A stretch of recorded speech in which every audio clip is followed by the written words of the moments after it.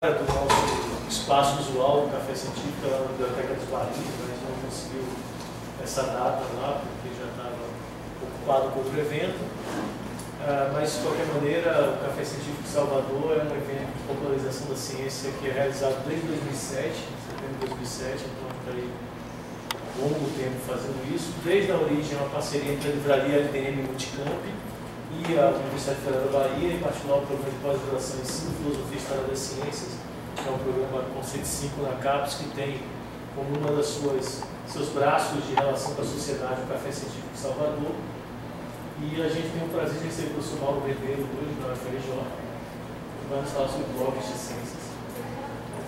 O Mauro deve falar por uns 40 minutos, mais ou menos, e depois a gente abre para discussão e a discussão rende até com o Mauro se esgotar ou as perguntas se esgotarem.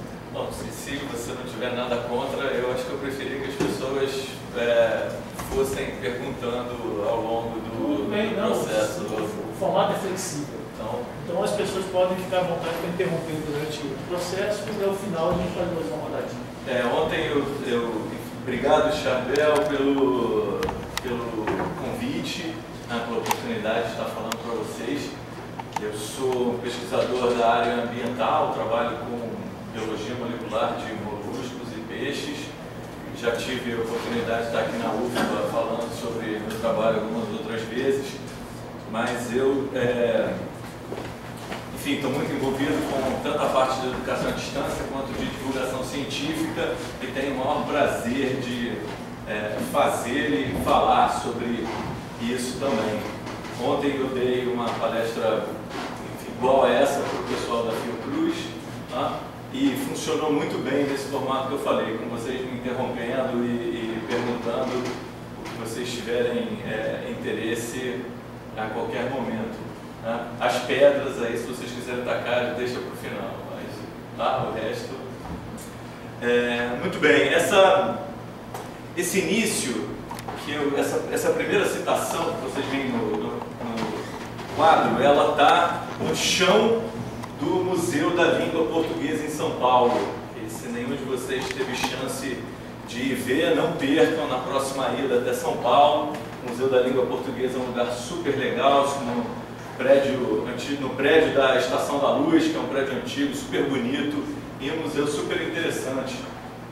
Quando eu fui, era uma exposição sobre Machado de Assis, mas eles têm uma sala onde você entra e o chão é todo iluminado e tem várias citações no chão.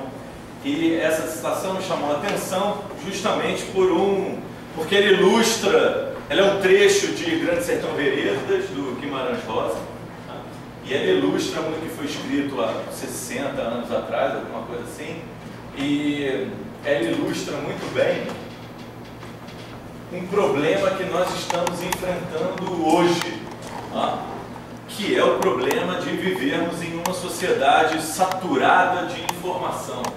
O mundo hoje tem uma quantidade de informação absurda e isso traz uma série de consequências para a gente, desde o desgaste cognitivo, chega no fim do dia, a cabeça da gente está a mil, porque outdoor, telefone tocando, televisão, aí agora você entra no ônibus, tem uma televisão, você entra no elevador, tem uma televisão, então a gente está recebendo informação de vários lugares. Isso causa um desgaste cognitivo, mas isso também cria um problema. É muito difícil nós nos mantermos atualizados com tudo que nós gostaríamos de estar atualizados. Não só na nossa parte científica, mas na parte cultural, na parte mesmo pessoal. Não dá para a gente saber hoje tudo que os nossos irmãos, primos fazem, por mais que haja rede social, porque o seu tempo é disputado com um monte de outras informações. E olha que bonitinho esse trecho. Todos estão loucos nesse mundo porque a cabeça da gente é uma só. E as coisas que há e que estão para ver são de mais de muitas, muito maiores, diferentes. E a gente tem que necessitar de aumentar a cabeça para o total. Só que nós não podemos aumentar a cabeça da gente. Então a solução para lidar com o excesso de informação ela não está no leitor, ela não está em quem recebe a informação. Por quê? Porque nós não podemos, pelo menos no próximo 1 milhão de anos, foi basicamente o tempo que a nossa cabeça levou para aumentar, ela não vai aumentar mais. Então, como é que a gente vai fazer para que as pessoas nesse mundo, vivendo nesse mundo saturado de informação, possam ter acesso a toda a informação? Então, essa responsabilidade, ela está em quem prepara e em quem distribui a informação. Então, quando é Charbel ou é Charbel? Charbel.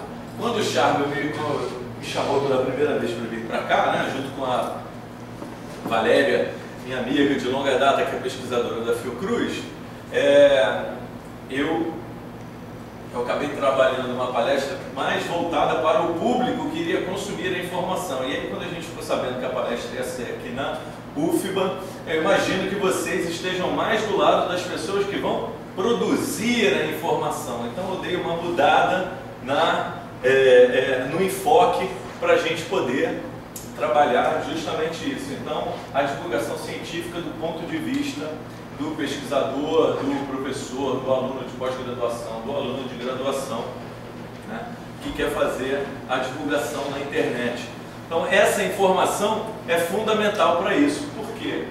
Porque vocês vão escrever obrigatoriamente para um público que está exaurido, exausto, né?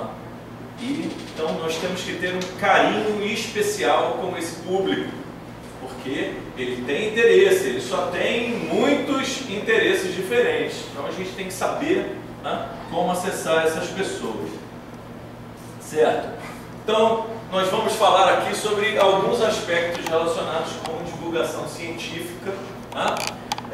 Principalmente com divulgação científica na internet. A gente vai ver, né, o que é isso, por que a gente deve fazer, onde, quais são as mídias, quem escreve, para quem a gente escreve, quando, como fazer isso e para quê, qual o propósito principal dessa divulgação. Tá? Vamos começar com quem, e no quem nós temos 2 sujeitos para falar. Tá? E o eu, na verdade, está relacionado com eu, aqui falando para vocês, mas vocês, no caso de quem escreve, quem é que vai fazer a comunicação. Tá? O eu é uma coisa muito importante, quem escreve é uma coisa importantíssima. Porque como nós vamos disputar a atenção desse público que está com a atenção dividida, com múltiplos interesses e esgotado, super cansado? É muito difícil. A gente tem que fazer uma coisa que seja legal, uma coisa que seja interessante. E como nós podemos saber se o que a gente vai fazer é legal e interessante? Claro, essa é uma discussão até um pouco subjetiva, mas eu vou falar algumas coisas para vocês que a gente já sabe. Quer dizer, que a gente sabe mais ou menos, mas vamos tentar formalizar elas aqui. Né? Em geral, as pessoas querem ouvir alguém falando, as pessoas querem ouvir alguém que entende de um assunto falando sobre aquele assunto. Certo? Quando vocês, se você tem pouco tempo para dedicar a alguma coisa, quem é que você vai procurar para se informar sobre aquilo? Um especialista, tá? Você não vai tentar pegar alguém que saiba um pouquinho só sobre aquilo, que não possa te dar a informação mais atualizada ou uma experiência que ele próprio viveu. Então, a primeira ideia de quem... Depois você me avisa se tiver algum quadro que é para não mexer aqui em geral. Não, tranquilo, pode ficar à vontade. Tá. A gente se adequa aqui. A primeira regrinha seria nós não tentarmos escrever ou não tentarmos falar sobre alguma coisa que a gente não entende direito. Por quê? Porque a primeira regra da chatice é você ser superficial e você imitar. Várias coisas, mesmo se você vai fazer declaração de amor, uma rosa para uma rosa. Olha, esse é o dia mais importante da minha vida, no dia do casamento. Ou chega com a menina, enfim, sós. Mesmo coisas bonitas, se são repetidas, se são muito batidas, elas viram o quê? Chatas. E ninguém gosta de coisa chata. É verdade que o que é chato para um, nem sempre é chato para outro, ainda bem. Não tem aquele ditado falando sobre lugares comuns, que seria do verde, se todo mundo gostasse do amarelo. Mas, em geral, se vocês só sabem falar sobre um assunto, a mesma coisa que todo mundo seria capaz de falar sobre ele, então não precisamos falar sobre ele. Não é verdade? Então, é muito importante que uma pessoa que vá falar sobre um assunto, ela tenha uma experiência própria naquilo, tenha uma certa autoridade para falar sobre aquilo. Então, vamos fazer um teste. Por que eu posso estar aqui hoje falando sobre divulgação científica na internet com vocês? Tem um monte de formas de fazer divulgação científica, tem um monte de gente muito boa fazendo divulgação científica. Então tem o pesquisador Marcos André na Fiocruz, que faz o Ciência na Estrada, na Fiocruz aqui de Salvador. Tem a Luísa Passeri na Fiocruz do Rio, que tem um trabalho muito bacana, usando mídias mais tradicionais, como televisão e rádio. Mas a partir do fim da década de 90, mais especificamente no meio lá da primeira década do ano 2000, a internet começou a ser uma mídia muito poderosa para divulgação de informação. Ela mudou a forma como se faz negócio, a forma como se faz jornalismo, a forma como se faz política.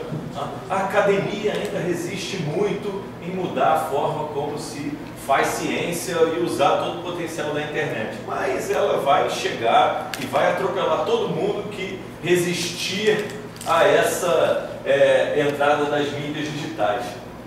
Tinha terminado o doutorado e um amigo meu que tinha uma revista eletrônica na internet, ele é um advogado, escrevia sobre várias coisas diferentes, ele queria que alguém escrevesse uma coluna de ciência e me chamou e eu comecei a escrever.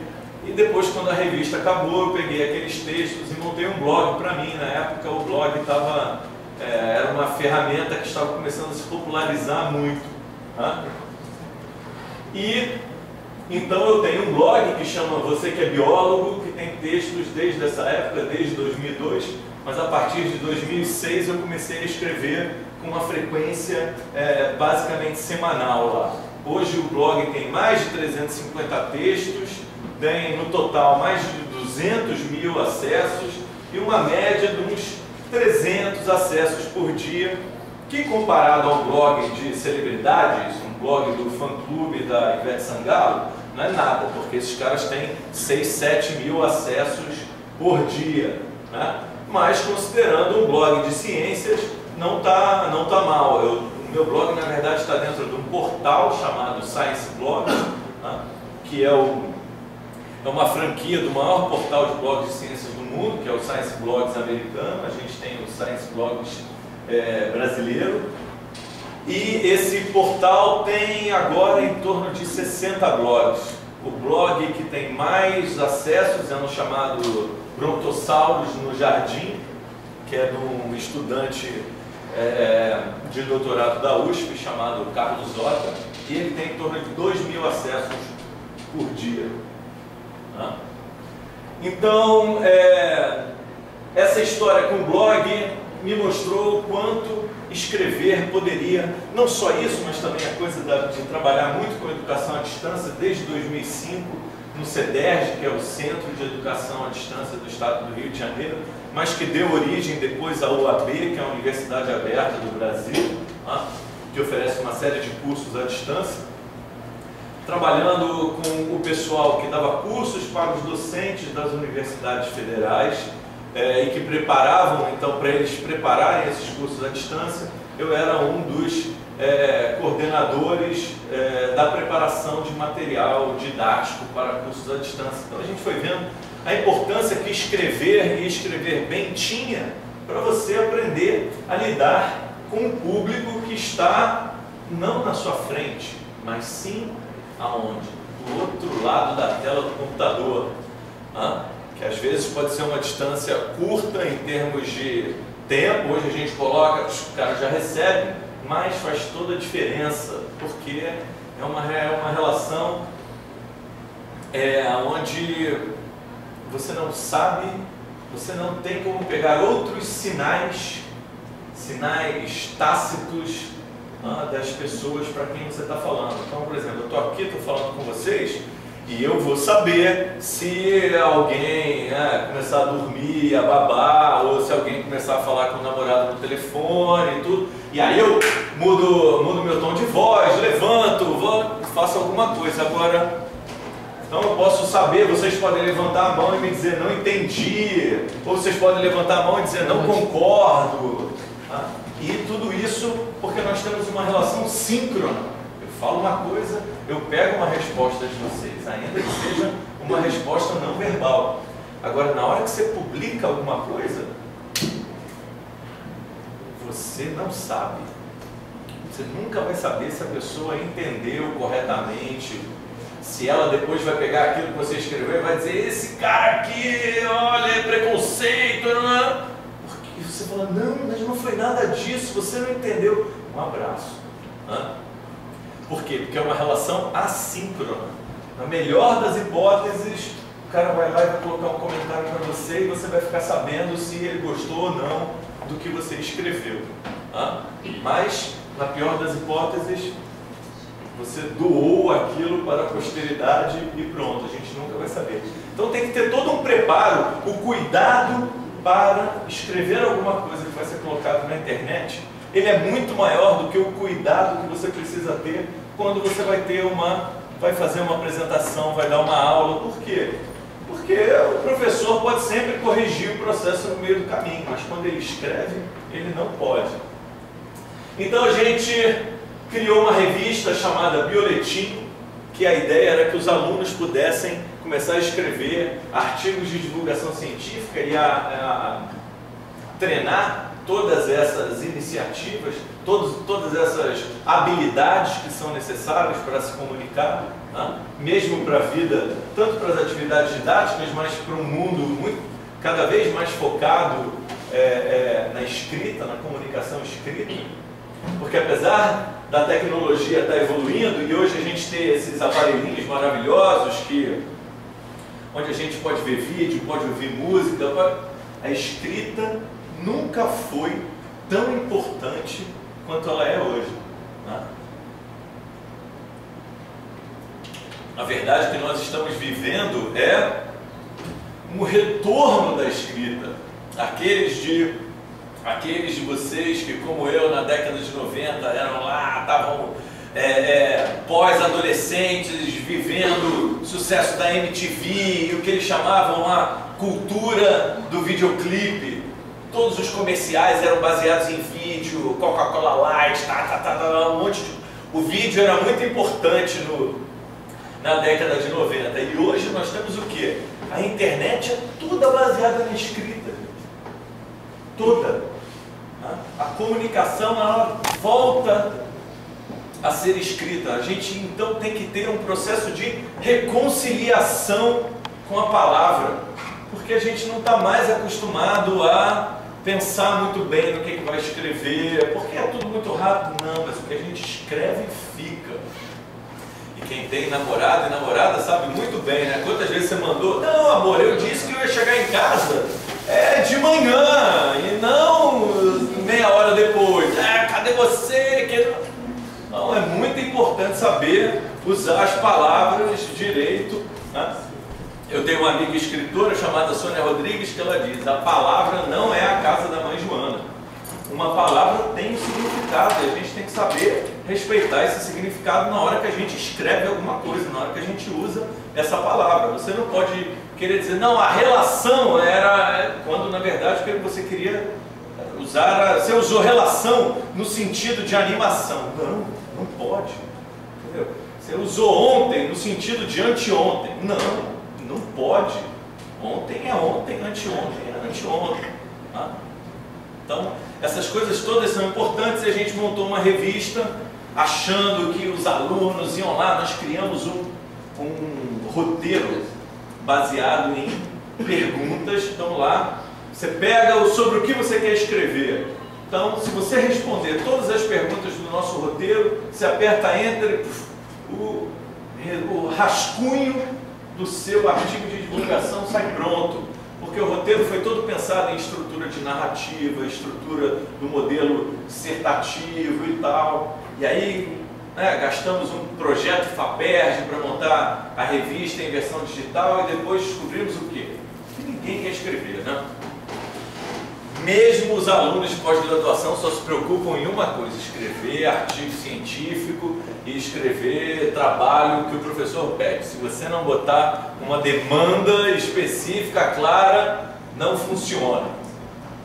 O que é uma pena. Por quê? Porque os cursos de pós-graduação, eles acham, todos eles, que os alunos todos sabem escrever tese. Então, quando você entra num curso de pós-graduação, o que acontece? Um monte de disciplina para você aprender biologia molecular, e aprender biologia celular, e aprender isso, e aprender técnicas de laboratório, como mexer no espectrofotômetro, como mexer no citômetro, mas nenhuma disciplina para te ajudar a escrever. Por que não? A escola ensinou todo mundo a escrever, mas não é bem assim. Ou, na prática, não é bem assim. Vocês já devem ter feito, ou devem ter visto, mais de um cronograma de tese, né? É lindo. Não, então primeiro eu vou aqui fazer a pesquisa bibliográfica, e aí depois aqui, nesses outros 6 meses, eu vou fazer meus experimentos, vou analisar os dados, aí deixa um mês separado que eu escrevo a tese e defendo.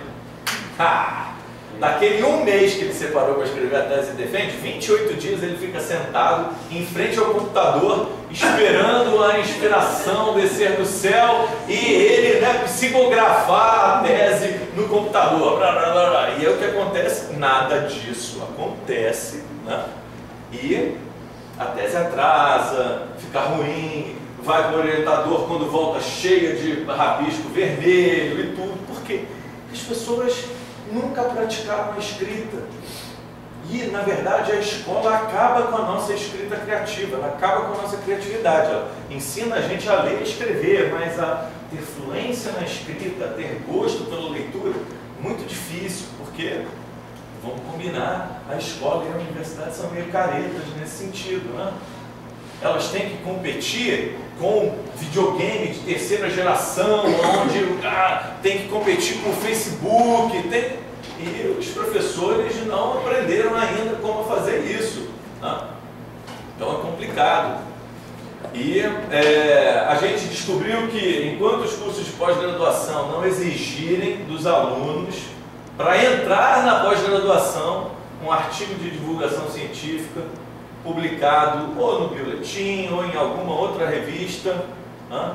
Enquanto eles não exigirem outro artigo desse tipo para que o aluno possa, antes do aluno defender a tese, esse tipo de iniciativa não vai funcionar. Infelizmente, tem algumas coisas que a gente consegue, que é com carinho, pedindo com jeitinho. Tem outra que é aparelho nos dentes. Se você não botar um ferro, você não desentorta.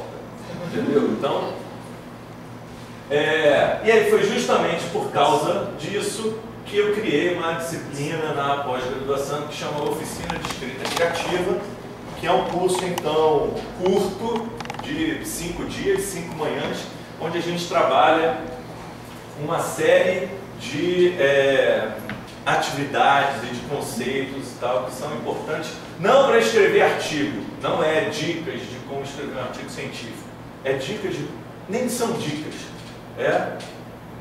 o que vocês vão precisar fazer dali por diante para escrever bem. Porque se vocês acabarem a oficina de escrita criativa e não criarem um blog, e não começarem a escrever, não vai funcionar. Não fizerem um diário, não vai funcionar. Escrita não é um talento inato. Não depende de você ter nascido com aquele talento ou não. Escrita é igual andar de bicicleta, é prática. Você vai subir, você vai cair uma meia dúzia de vezes e você vai aprender e você vai embora e vai chegar até onde você quiser com isso. Certo? Então, essas coisas todas que eu tenho feito ao longo dos últimos quase 10 anos, são de certa forma o que me capacitam para estar aqui hoje falando de divulgação científica na internet para vocês. Então, o que eu vou falar é um dentre os modelos possíveis de divulgação científica, e mesmo na internet, o que eu vou falar, que são os blogs de divulgação científica, eles são um dos modelos possíveis na internet. Agora, eu posso dizer uma coisa, é um modelo que funciona. Então, se vocês saírem daqui hoje e entrarem e chegarem, tudo bem, hoje não, porque é sexta-feira, né? Eu vou sair daqui, vou pro Pelourinho, então, se vocês quiserem fazer isso amanhã de manhã, quando acordarem, tudo bem, vão lá no Blogger, vão lá no WordPress, 3 cliques, criar um blog e começar a falar sobre aquilo que vocês tiverem autoridade para falar. Muito bem, a segunda coisa relacionada com quem é para quem nós escrevemos. Quem é o nosso público? A principal coisa, por que muitas palestras às vezes são chatas, muitas aulas são chatas? Porque as pessoas não sabem para quem que elas vão falar. Primeira coisa que vocês devem perguntar quando forem chamados para dar uma palestra é: para quem é o meu público e quanto tempo eu tenho para falar? Porque é muito chato quando você estoura o tempo. Então você tem que saber essas duas coisas, né? Que nem eu estourei o tempo ontem e não posso estourar o tempo hoje. É 25 minutos. Aproveitar. Tudo bem, eu ainda estou no primeiro ciclo, mas os outros não. Eu já contei várias histórias que eu conto ao longo dos outros. Essa mesma escritora que eu falei para vocês, ela costuma dizer que nós só escrevemos para 2 pessoas, ou para os nossos pares, ou para todo mundo. Qual a diferença entre esses 2 públicos? Pares aqui está relacionado com pessoas que são como nós, quem quer que vocês sejam. Tá? Então, se vocês quiserem escrever um blog sobre histórias da família de vocês, qual a diferença entre escrever esse mesmo blog, muito pessoal, muito para os seus pares ou para todo mundo? É que algumas dessas histórias da família você não precisa contá-la toda, porque seu primo estava lá também, porque sua avó estava lá também. Então você pode omitir algumas coisas que, quando o seu primo e a sua avó forem ler coisa, eles já vão saber. Então eles vão entender aquilo. Já se você escreve para todo mundo, você tem que dizer que a sua avó mora numa cidadezinha, não sei aonde. Você não pode dizer só na casa da minha avó, porque aí você vai dizer o carro atolou. Aí o cara vai falar: ué, mas onde é que a avó desse cara mora que o carro atola? Então, tem toda uma dinâmica importante na hora de você escolher para quem você vai falar. Tá? Então você vai escrever um texto sobre as coisas do seu laboratório. Você tem que estar preparado para, se você usar um nome técnico do anticorpo com o qual você trabalha, ou se você só citar o gênero da espécie com que você trabalha, e ninguém vai saber se aquilo é um peixe, uma cobra, um elefante, né? Você tem que estar preparado para as pessoas não te entenderem. Essa é uma outra coisa que torna o seu texto chato, as pessoas não saberem do que você está falando. Há um tempo atrás, uma amiga minha virou para mim: Mauro, sabe o que é? É que a gente não entende 90% do que você fala quando você conta essas histórias. Aí eu tive que parar e baixar a bola. Então, em geral, o maior problema do cientista quando vai fazer divulgação científica é que ele não está preparado para abrir o coração e, quando fizer isso, abrir mão do rigor acadêmico. Quando eu falo isso, é um momento que eu faço uma pausa para os pesquisadores tacarem pedras em mim, porque já aconteceu algo muito próximo disso. Na hora que você diz para o pesquisador que ele tem que abrir mão do rigor acadêmico, o cara fica uma fera. Mas tem que abrir, não para fazer a pesquisa. Não estou dizendo para você não usar rigor acadêmico na hora de fazer a pesquisa. Estou dizendo na hora que você vai comunicar para o seu público a pesquisa, você pode e deve e tem que abrir mão do rigor acadêmico. Senão você vai estar sempre escrevendo para os seus pares. Né?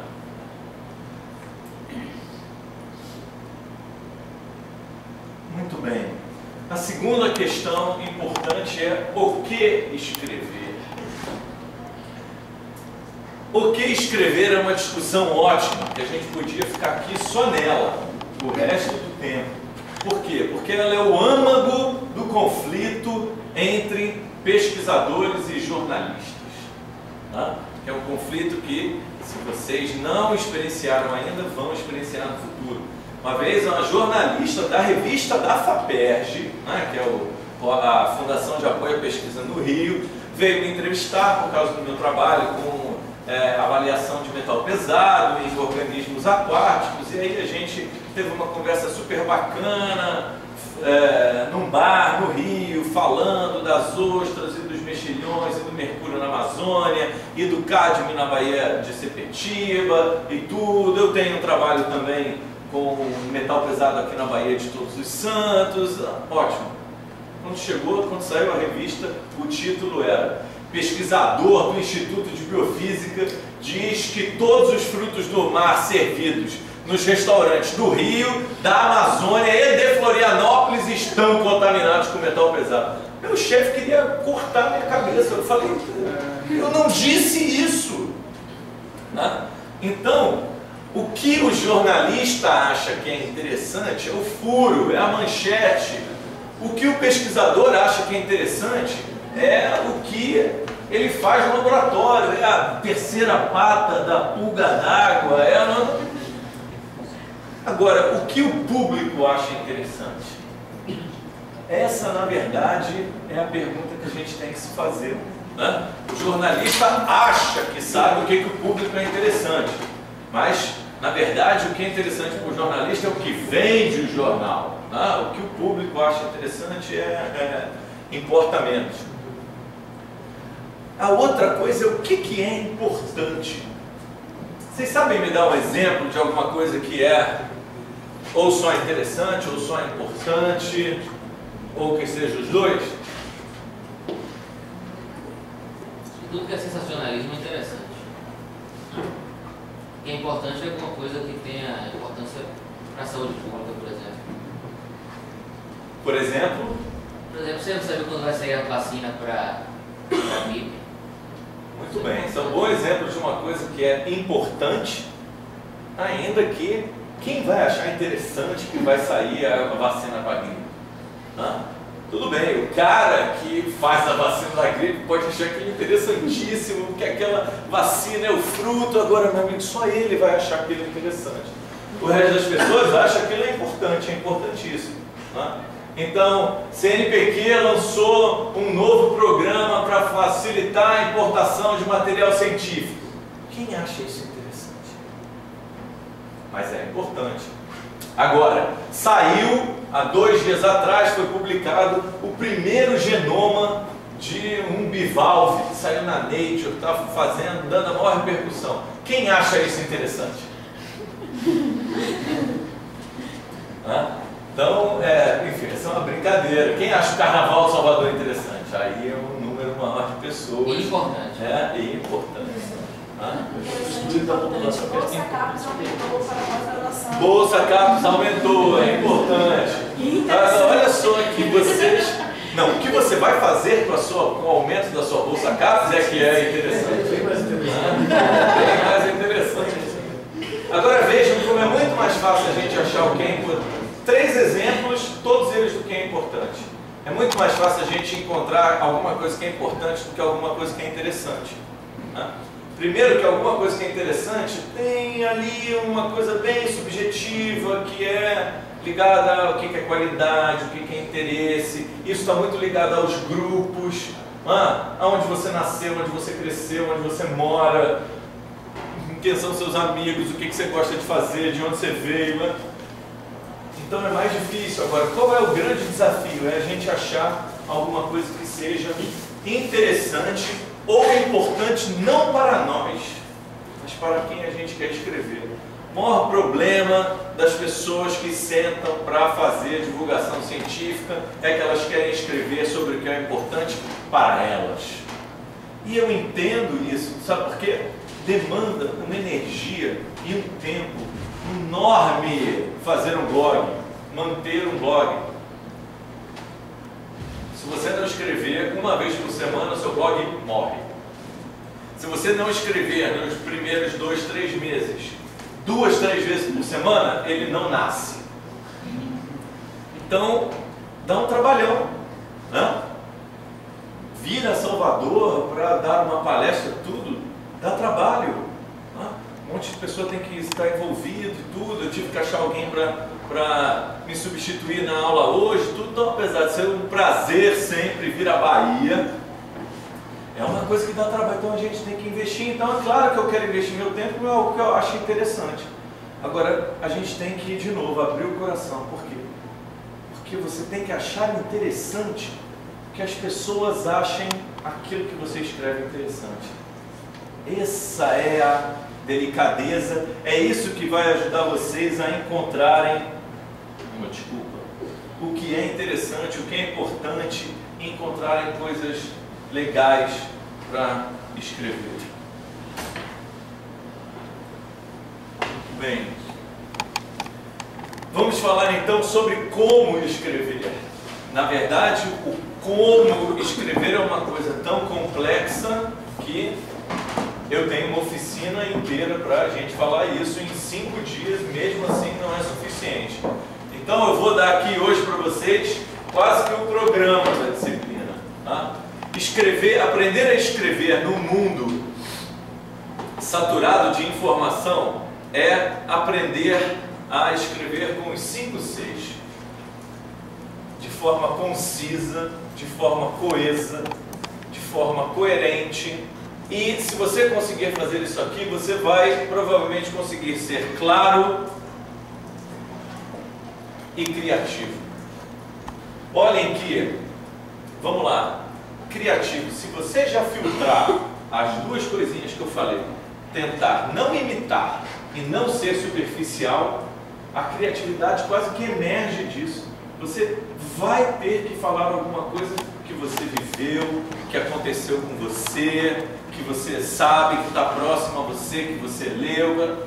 Na hora que você faz isso, você quase que automaticamente é criativo. Na hora que você fica tentando pesquisar o que foi mesmo que fulaninho disse, peraí, deixa eu olhar essas 328 referências, deixa eu fazer uma compilação. A chance de você imitar, a chance de você copiar é enorme. E a chance de você ser chato ao fazer isso é enorme também. Então a criatividade, ela é sempre uma propriedade emergente. Você não faz força para ser criativo, você faz algumas outras coisas e o resultado daquilo é que você foi criativo. A clareza, ela acaba sendo uma relação entre essas outras 3 coisas também. Se você é conciso ao escrever, qual é o risco que você corre? É aquele vocês conhecem o conceito da navalha de Occam? O princípio da parcimônia? Uma coisa tem que ser simples, mas ela tem que ser o mais simples possível, para explicar o que você quer explicar. Então, o que é a concisão? A concisão é parcimônia. Eu vou falar o que eu preciso falar para que as pessoas entendam o que eu quero dizer. E não vou falar nem mais, que vai ser chato, e nem menos, que a pessoa não vai entender. Como é que a gente verifica se você acertou a mão? Você tem que ver se você está sendo coeso. Então, se você chega lá embaixo, no seu parágrafo, ou no seu segundo parágrafo, você contradiz alguma coisa que você disse lá em cima, então você quebra a coesão do texto, quebra a coerência do texto. E esse tipo de coisa ajuda você. Então talvez eu não tenha dito tudo que eu tinha para dizer lá em cima, para mostrar que aqui embaixo é um outro ponto de vista. Então, e por que essas coisas são tão importantes? A concisão é importante, a clareza é importante, a criatividade é importante. Porque escrever um blog, gente, não é escrever um livro. Escrever um blog não é escrever um artigo científico. Escrever um blog não é nem escrever um artigo para o jornal. Escrever um blog é... Como é que as pessoas leem um blog? Quem tem um blog aqui? Olha, é um número razoável. Quem lê um blog de vez em quando? Muito mais gente. Muito bem. Quem não tem perfil no Facebook? Só para já adiantar, já que eu estava fazendo enquetes para adiantar. Como é que você lê um texto no blog?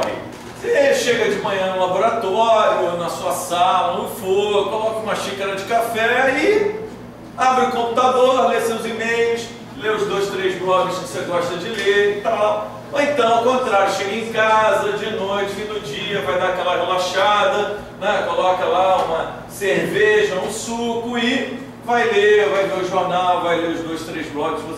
Então, é uma coisa que não vai demorar mais do que uns 10, 15 minutos, meia hora no máximo, para você ler os e-mails e os blogs, os 3 ou 4 que você gosta de ler. Então, se for um texto de mais de 700 palavras, acabou, o cara não vai te ler até o fim. 700 palavras, para vocês terem ideia, é uma página do Word, né? Com margem 2, letra 11. Então o blog tem que ser uma coisa curta. Se você não é capaz de escrever um texto para o blog em 15 minutos, isso não quer dizer que você não teve 3 dias de preparação, lendo artigos e tal. Agora você tem que chegar, sentar, escrever ele em 15 minutos e a pessoa tem que ler ele em 1. Né? Então tem que ser conciso. E tem que ser claro que o cara não vai ler o seu texto 2 vezes. Antes dele ler o seu texto 2 vezes, ele vai te dar um clique e vai mudar para o outro blog do outro cara. Perdeu o Playboy, entendeu?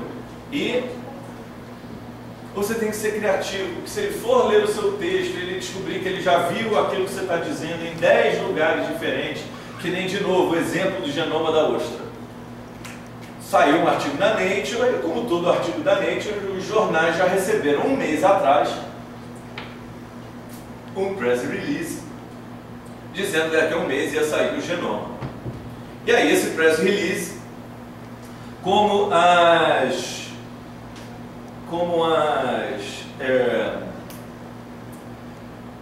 as editorias de ciência nos jornais do Brasil estão literalmente acabando, né? Na Folha de São Paulo tem o Reinaldo Lopes praticamente sozinho.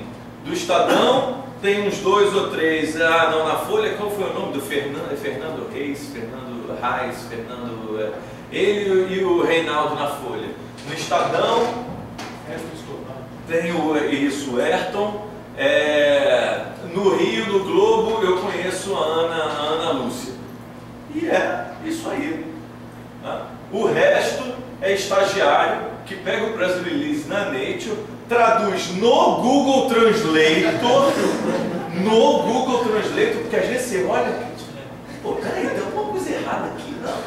Aí o pessoal do Science Blogs fez isso com vários press releases que a gente não entendia o que era. Né? Tipo, saiu o genoma do HIV. Aí o cara, pô, não, peraí, o genoma do HIV já saiu há muito tempo, não é possível. É que tinham resolvido a estrutura do vírus. E aí ele foi lá, pegou o press release da Nature, jogou no Google Translator, e aquilo que saiu do Google Translator era exatamente o que tinha sido publicado no jornal. Então essa é a divulgação de ciência dos jornais no Brasil. Então se você só vai repetir o press release, nem se dá o trabalho, tem já um monte de... O cara não vai ler o seu blog se o que você faz é repetir press release. Então nem começa. Tá? Muito bem. A outra coisa importante para a gente escrever, essa na verdade é a técnica. Aquilo ali, vamos dizer, são objetivos. A técnica está aqui. Esses são os 7 lugares do pensamento. Vocês podem conhecer ele com outro nome também, chamado de lead jornalístico. A partir dos anos 50, no Brasil, os jornalistas começaram a copiar a escola americana, que começou um pouco antes disso, e a colocar nas reportagens, sempre no primeiro parágrafo, de preferência, o que, como, quando, onde, quem, porquê e para quê. Isso, em princípio, ajudava as pessoas a saberem exatamente sobre o que aquela reportagem falava e até decidir se ela queria continuar ali ou não. Agora, isso aqui é muito mais antigo do que um jornalista americano, Walter, não sei o que Walter Lippmann, que em princípio descobriu isso em 1800. Isso, na verdade, é dos gregos e dos romanos, 25 séculos atrás. Um grande orador romano chamado Cícero é que dizia isso. Olha, o público geral, a população, o homem comum, é suscetível ao tédio. Então ele não pode ficar, ele não está disposto a ouvir longos discursos, porque ele se entendia e vai embora. Então ele falava, uma mensagem, para ser compreendida, ela tem que respeitar a estrutura mental das pessoas. E essa é a estrutura mental das pessoas. Não é à toa que eu escolhi essa estrutura para organizar a minha palestra para vocês hoje. Né? Então a gente tem que dizer o que, como, quando, onde, quem, por quê e para quê, para que a nossa mensagem seja compreendida. Vocês querem escrever a tese de vocês em um mês? Vocês querem nunca mais ter branco na hora de escrever? Imprimam esse slide, ele está na internet, eu vou dar um endereço para vocês. Também está na internet o Pinterest, que é esse quadro, né, de cortiça digital, onde eu coloquei várias coisas, vários textos, na verdade, do blog, ou vídeos que eu comento no blog, que estão relacionados com divulgação científica. Vocês podem aprofundar várias das coisas que eu estou falando aqui hoje, seguindo o blog. Por exemplo, quando eu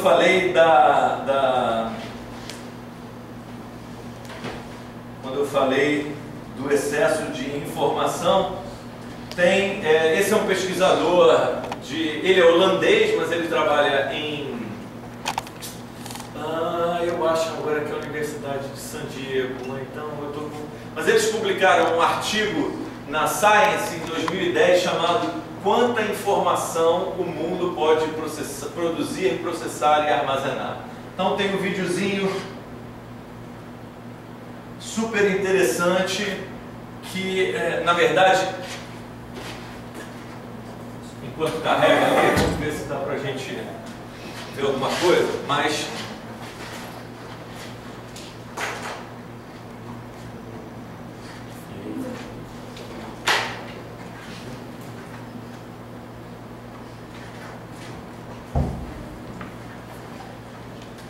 ó, 40 mil anos atrás. Então aqui nós temos tempo e aqui nós temos volume de informação medido em bilhões de gigabytes. Tá? Se a gente for ver, 40 mil anos atrás, a informação era transmitida como? Oralmente. Oralmente, e só oralmente, certo? Então, a quantidade de informação que se acumulava era muito pouco. Aquilo que ela era passado pela tradição oral, de pessoa para pessoa, de pai para filho, de geração para geração.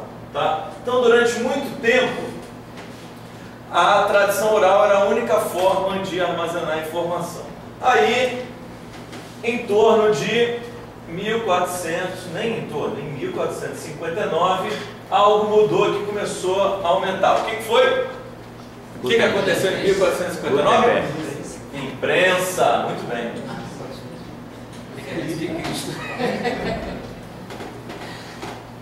Depois, em 1960, em 1960, outra coisa aconteceu que mudou um pouco. O que foi? Internet. Não.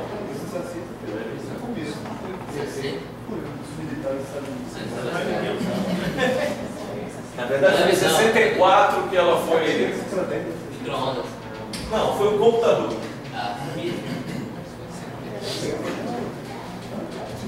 E aí, em 1993, aconteceu alguma coisa que mudou tudo mesmo. E aí sim foi a internet. Na verdade, a gente está falando de internet comercial. Então a internet podia já existir antes, mas ela se tornou comercial mais ou menos nessa época. E aí nós temos então que até aqui, até 2002, a humanidade tinha produzido 12 bilhões de gigabytes de informação. A estimativa era que em 2003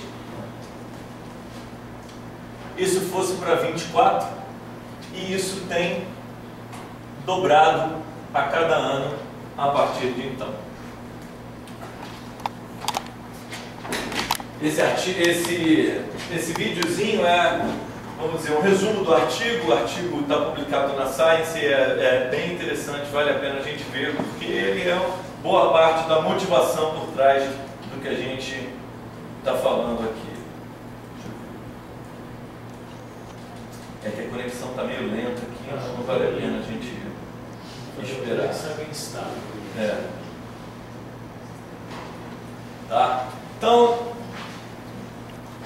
se vocês quiserem nunca mais ter problema na hora de escrever, basta imprimir isso aqui e colocar em cima do monitor do computador. Sobre o que é a minha tese? Quem é o sujeito do meu estudo? Como eu fiz esse estudo? Por que eu fiz esse estudo? Para que eu fiz esse estudo? Se vocês responderem isso com uma frase, cada um desses tópicos, vocês escrevem a tese em um mês. Dado que vocês tenham feito uma tese, né? Tenham os dados e tenham o estudo. Então, a gente tem, o conteúdo é a responsabilidade de vocês. Certo? Então, assim, esses detalhes não são detalhes. Como ter técnica ajuda muito no processo de escrita. Ler não só artigos científicos ajuda incrivelmente no processo de escrita. E, além disso, tem uma coisinha super importante que, em geral, é uma das... um dos fatores que faz com que as pessoas não escrevam, é o medo. Medo é um dos maiores inimigos da escrita.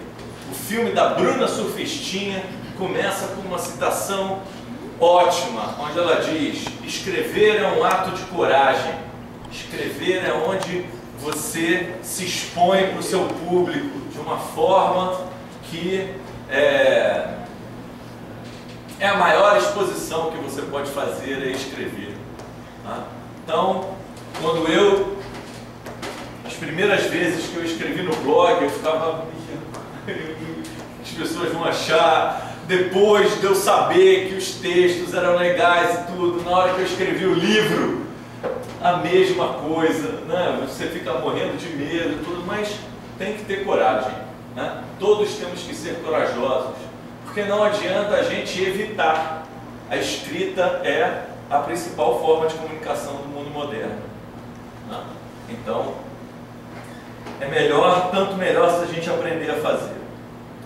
Quando escrever? Esse é fácil e a gente vai passar bem rápido sobre isso. Na verdade, quando escrever está relacionado com a gente responder duas perguntas: quando começar e quando parar. Apesar de ser simples o que eu vou falar, é muito complicado. Por quê? Quando começar é sempre quando eu tenho alguma coisa que vale a pena ser dita.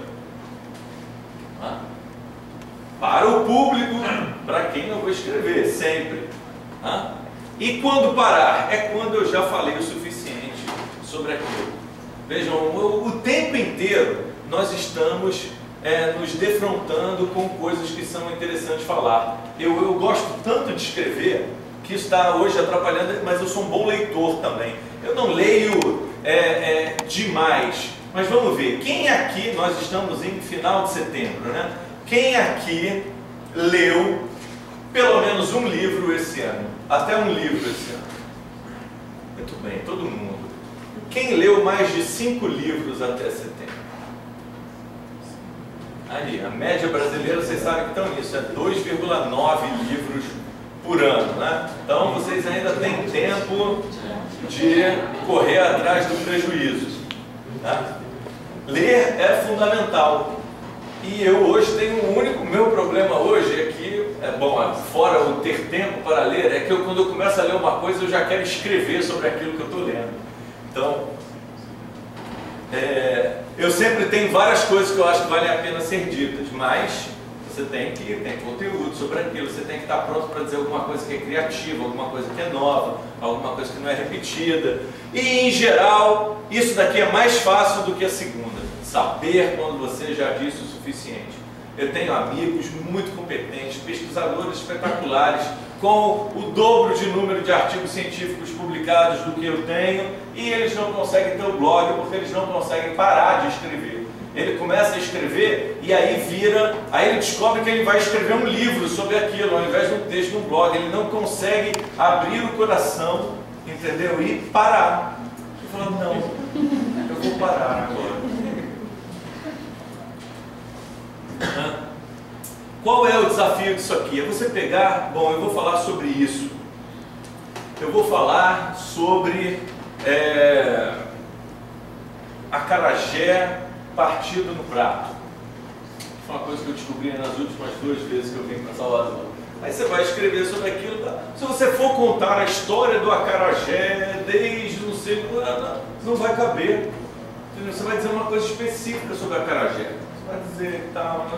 Aí também você não vai dizer todas as outras formas que você pode fazer.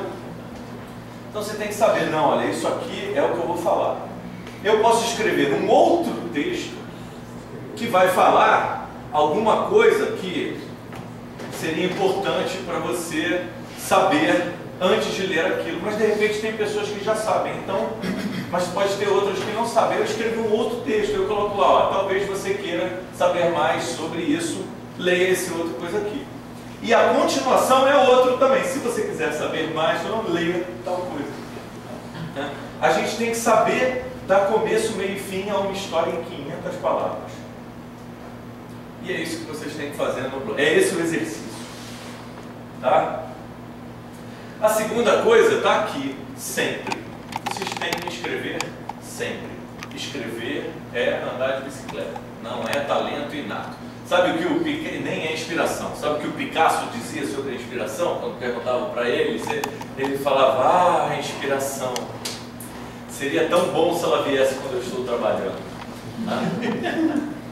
Não tem. O Veríssimo diz que a inspiração é o prazo de fechamento da edição do jornal. 15 minutos para fechar a edição, meu amigo, vai sair. Né? E por que sai? Por que um jornal sai? Vocês sabem que eu li uma vez um artigo de um editor do Jornal do Brasil, que ele tem um nome complicadíssimo, eu sempre... Enfim, ele falava que a primeira vez que os caras da ditadura militar entraram na edição do Jornal do Brasil, eles ficaram doidinhos, que eles não sabiam, naquele caos, naquela coisa, como ao fim do dia existia a edição ficar pronta. Né? Não tinha ordem nenhuma, você ia e tal, não tinha hierarquia, ninguém mandava, mas chegava no dia seguinte, existia um jornal impresso na casa das pessoas, e aquilo todo dia. Então disse que a ditadura teve a maior dificuldade para onde eles iam censurar, porque era um negócio tão dinâmico, tão doido, que não dava para você apertar o cara, não, aí tinha outro fazendo, enfim, era complicado. Né? Mas como nós estamos falando de blog, vocês têm que escrever sempre. Num blog, cabe você escrever várias vezes ao dia. Ótimo se você escrever todo dia. Escrever uma vez por semana é o mínimo. Senão seu blog eventualmente vai morrer. Escrever uma vez por mês você pode se permitir de vez em quando é final do período e você tem muita prova para corrigir ou você tem muita prova para fazer. Né? Agora, tem que escrever sempre. E o que a gente tem que pensar é que se você escrever sempre hoje e você abrir mão um pouquinho do tempo que você gasta dormindo, namorando, estudando para escrever, quando você for escrever a tese, quando você for escrever um projeto para FAPESP, para o CNPq, quando você for escrever, você vai gastar menos tempo. Eu sei que é muito difícil fazer isso, mas é claro que você tem que ter outras motivações, ajuda. Né? E são essas motivações, são outras coisas, outro lugar bom para a gente procurar energia para fazer isso. Onde escrever? Como eu falei para vocês, o nosso tópico hoje é a internet. Então, não falta lugar para vocês escreverem. Tem pouco tempo? Escreve no Twitter. Tá?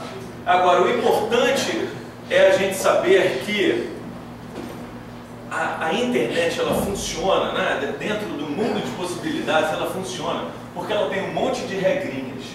Tá? A gente pode pensar que a internet não tem regras, mas tem. Todas essas mídias têm regras muito bem estabelecidas. E é por isso que elas são tão democráticas e funcionam tão bem. Não importa o quanto você tem a dizer, é interessante. Se você vai dizer aquilo no Twitter, você tem que botar em 140 caracteres. Se você botar 141 caracteres, o botão do enviar não aparece. Não importa se você é o Mauro ou se você é o presidente dos Estados Unidos. Você não vai postar alguma coisa com 141 caracteres e fim de papo. Por que que o YouTube faz tanto sucesso? Porque os vídeos têm que ter 10 minutos, meu amigo. Não importa se a tua aula tinha 90. Você vai ter que diminuir, vai ter que botar. Você pode cortar em partes e se você não convencer o cara na primeira, ele não vai ser. Você não tem como garantir que ele vai assistir todas as partes. Né?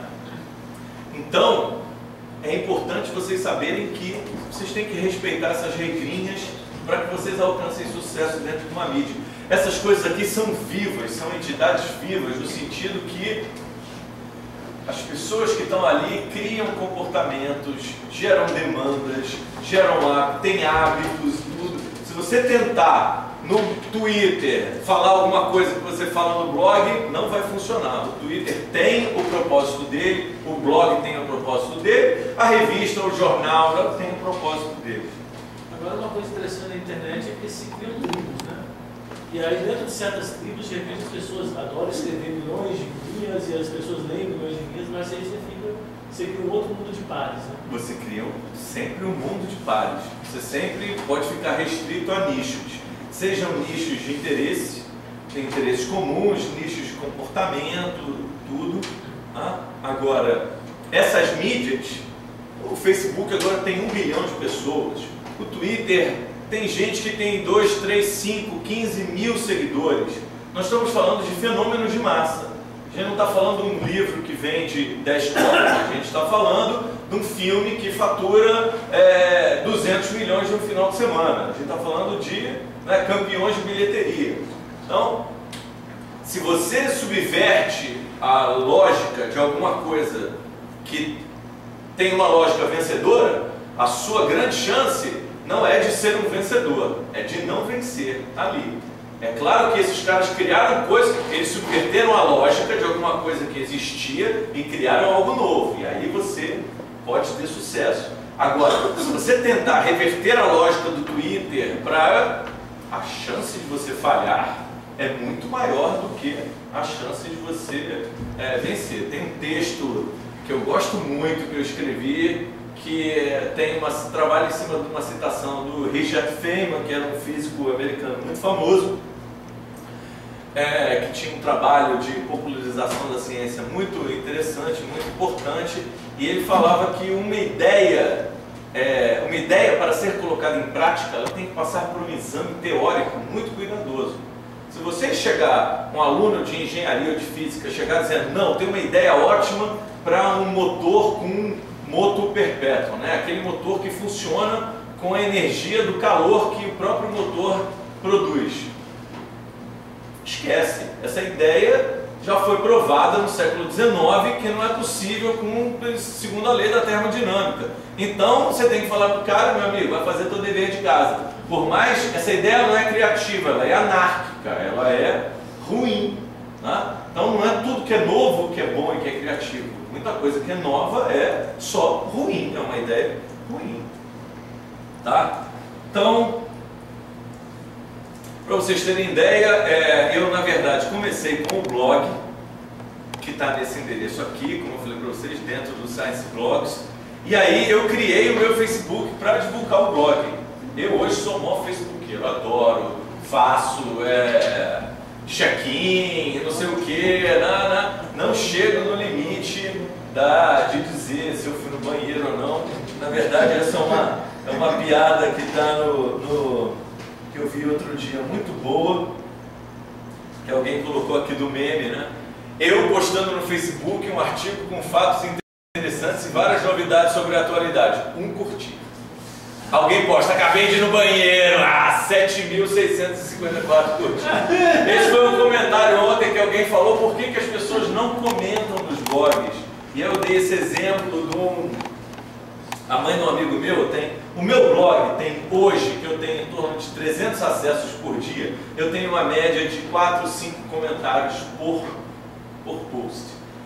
A mãe desse meu amigo, ela publica no blog dela fotos de gatinhos se abraçando e aquele cãozinho com coisa de Papai Noel, com chapéu de Papai Noel, e a foto do pôr do sol, seja feliz e tal. Ela tem uma média de 60 comentários por dia em cada post dos vários posts que ela faz. Por que isso acontece? Eu tenho algumas teorias, né? Porque eu acho que é o mesmo fenômeno entendeu?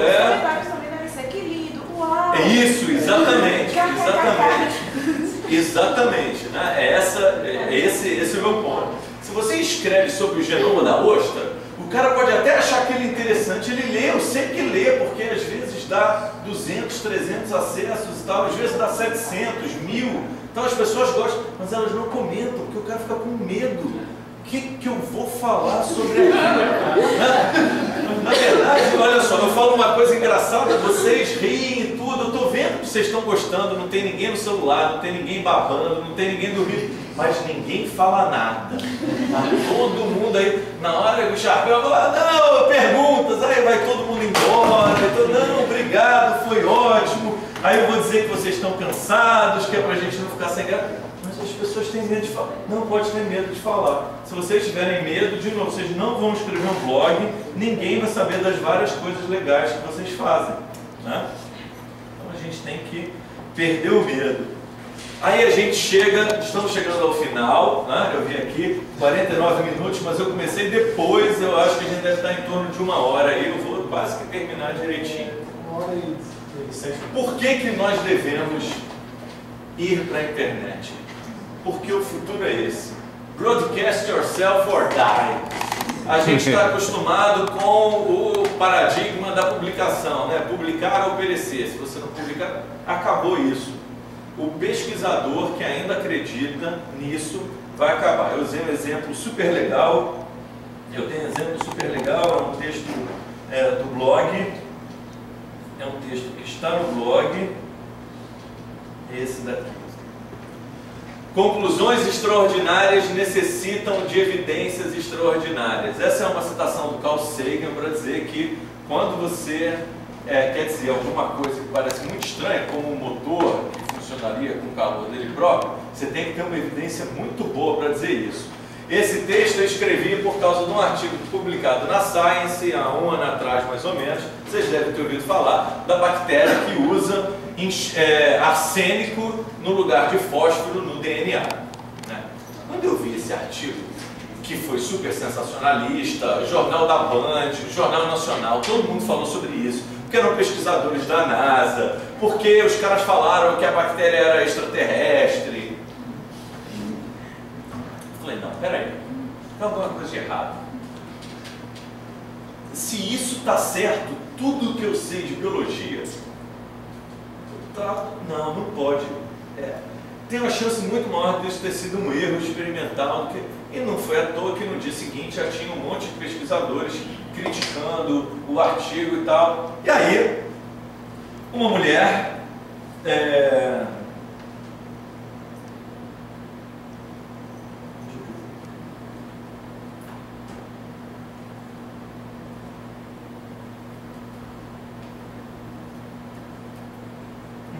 chamada Rosie alguma coisa, numa universidade no Canadá.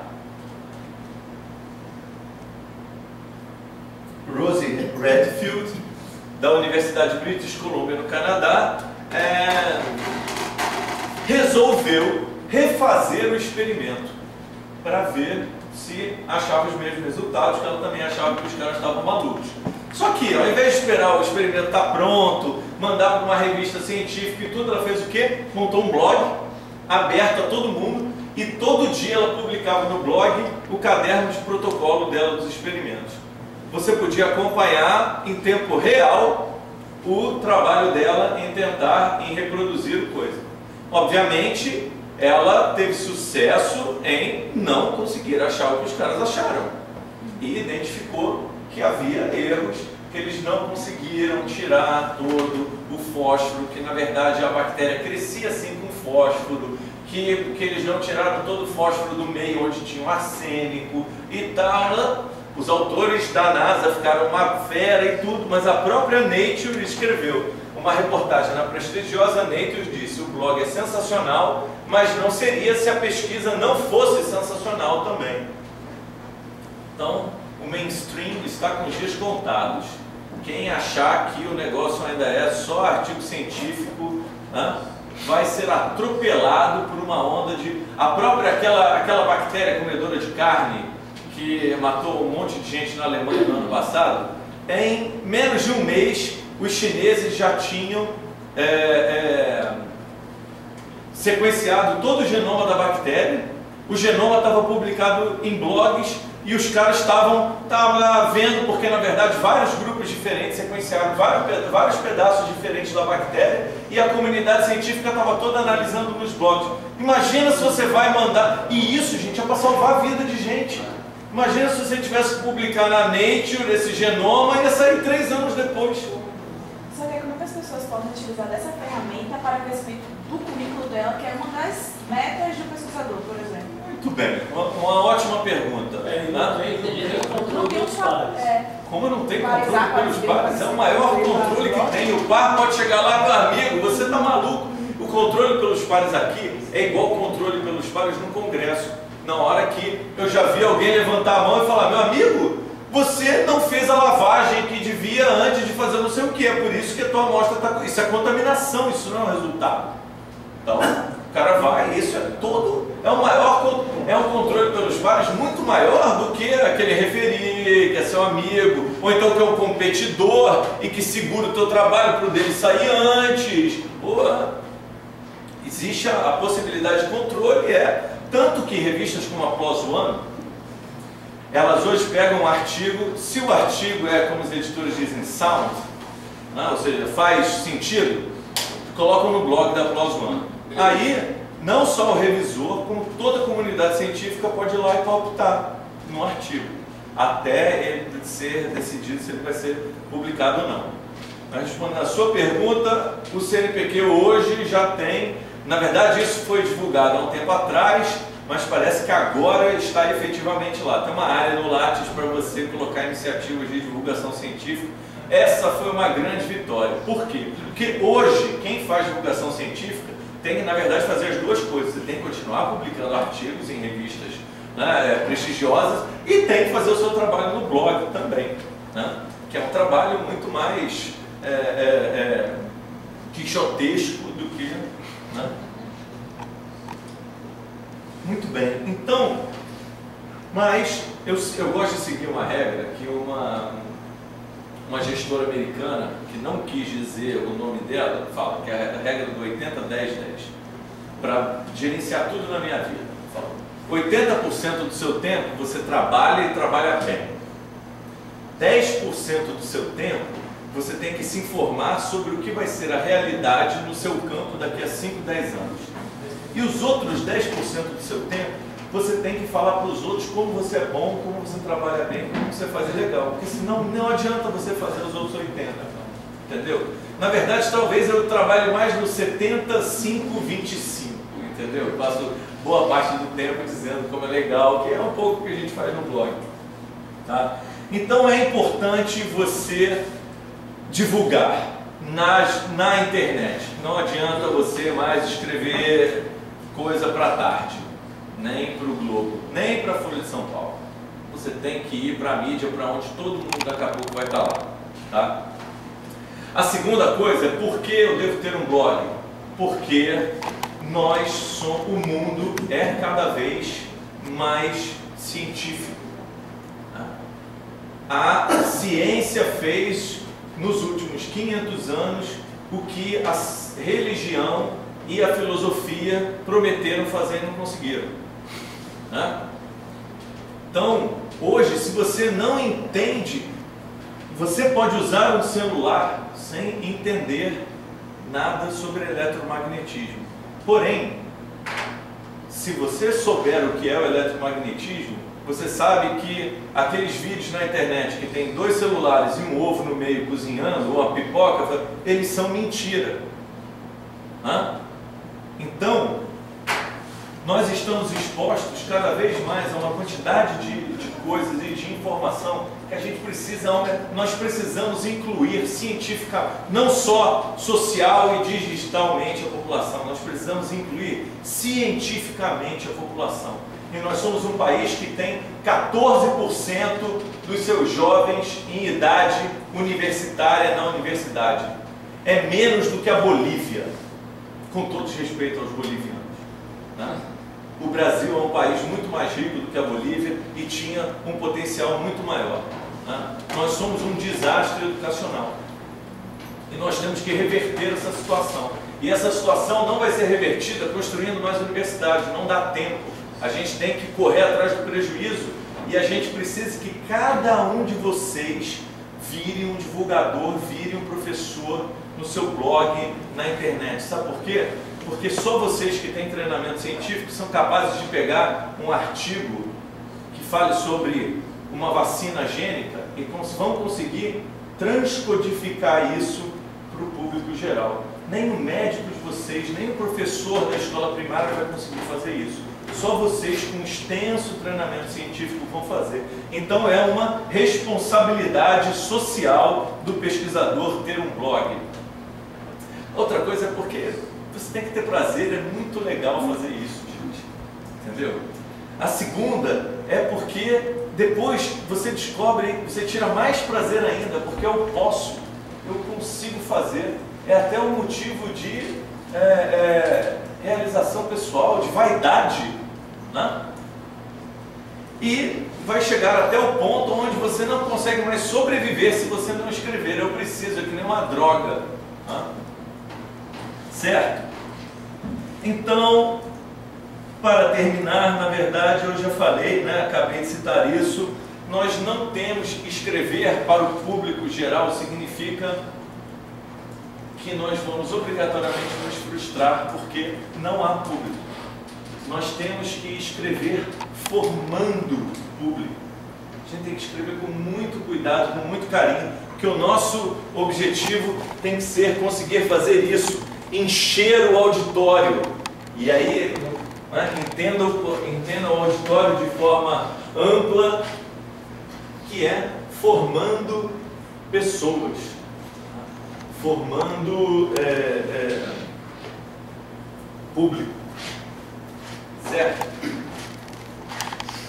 Muito bem, então era isso que eu tinha para dizer para vocês. Eu gosto sempre de terminar com essa imagem, né? Essa é uma escultura renascentista chamado Rapto das Sabinas, que é do Jean Bologna, que é um conterrâneo e contemporâneo do Michelangelo, né? E que é uma escultura espetacular. Ela é uma escultura inovadora. Por quê? Ela quebrou um paradigma. Até então, todas as esculturas, mesmo o Davi, Michelangelo, elas tinham um lado, elas tinham a frente e trás. Essa é uma escultura em espiral, né? Cada ângulo que você olha essa escultura, que está num lugar chamado A Loja, em Florença, né? Que é numa praça numa praça muito bonita em Florença. Você tem esse lugar com várias esculturas e ela lindíssima está lá, né? Além de toda a técnica, de toda a arte, de toda a beleza, ela conta uma história. É na verdade a história do rapto das mulheres etruscas pelos soldados romanos, depois que Roma foi devastada pelos bárbaros, né? Então os romanos obviamente tinham sequestrado, estuprado, matado todas as mulheres deles. Aí eles fizeram o quê? Foram lá na última aldeia etrusca, sequestraram, roubaram, estupraram, mataram todas as mulheres dos outros e levaram para Roma, né? Então ela conta aqui, é um velho etrusco sendo subjugado por um soldado romano, que está raptando uma das Sabinas. Então é uma coisa, mostra inovação, mostra contar história, mostra beleza, mostra todas essas coisas que têm que estar envolvidas na nossa atividade científica. Obrigado, gente.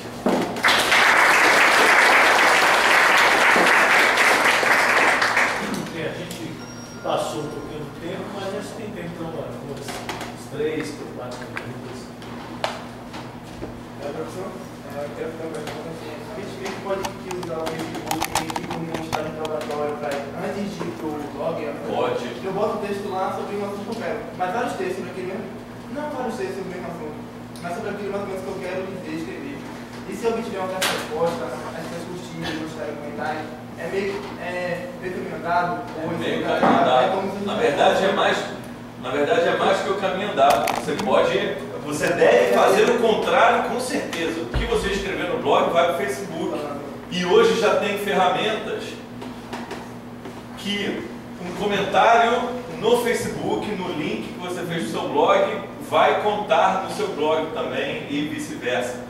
Porque o que acaba acontecendo, no meu caso, o Science Blogs instalou, mas eu ainda não consegui fazer isso funcionar, é que a discussão está distribuída, não está concentrada, entendeu? Muita gente está no Facebook, lê no blog, mas acaba colocando comentário no Facebook, tem todos os likes. Os likes, pelo menos, aparecem no blog. Então, hoje, se você entra num texto do blog, em algum lugar aqui deveria ter quantos likes tiveram ali. Eu não sei se é alguma coisa dessa interface aqui no iPad, mas tem, está lá. E você... Agora, se você vai escrever o problema do Facebook para isso, é o mecanismo de busca dele que não existe, é uma porcaria. Então, se o que você escrever, se você escrever como um post, ele vai se perder na tua linha do tempo lá. Você quer escrever um texto, escreve uma nota. Fica mais fácil das pessoas. Vai para a tua linha do tempo, as pessoas vão curtir, e você vai ter como achar depois. As próprias pessoas vão ter como achar aquilo depois. Professor, um dos melhores autores de blog que eu li, eu gosto desse texto dele porque, além de ele fornecer informação, ele coloca a opinião dele também. Tem espaço para a opinião do escritor nos blogs de divulgação científica? O blog é para ter o blog é um instrumento de opinião. Então, a primeira coisa, se você vai justificar o seu ponto de vista que eu falo, o texto no blog não é um texto científico, você não tem que botar referência, pode, se você quiser. Uma vez eu escrevi sobre homossexualismo, eu falei assim, as pessoas podem, enfim, podem me interpretar mal, então eu vou colocar a referência científica de tudo que eu falar aqui para saber, olha, isso está embasado. Agora, em geral, você tem a liberdade de dar a sua opinião. É claro que o seu blog vai ser tanto melhor quanto a sua opinião for mais embasada, né? Ou quanto a sua autoridade naquele assunto for melhor. Se eu for escrever um blog de futebol e eu só der a minha opinião, vai ser gostei, não gostei. E aí, né? Então assim, acho que a sua opinião ela tem que estar presente no texto. Tem uma coisa mais, gente. O que chama a atenção das pessoas? A gente falou que você perde o que te faz perder o interesse das pessoas? É você ser repetitivo, é você ser superficial, é você imitar. Agora, o que chama a atenção das pessoas? O que chama a atenção das pessoas? Acho que tensão. Hã? Tensão. Tensão? Tensão. Tudo bem, também, mas... Acho que humor e polêmica é uma das coisas que... Humor e polêmica, fatos polêmicos e bem-humorados atraem. Eu acho. Novidades. Tem algo que chama mais atenção ainda. Um programa de novidades faz muito sucesso na televisão? O que faz mais sucesso na televisão? Novela e programa de fofoca. Muito bem. Novela e programa de fofoca. O que chama a nossa atenção é a vida dos outros.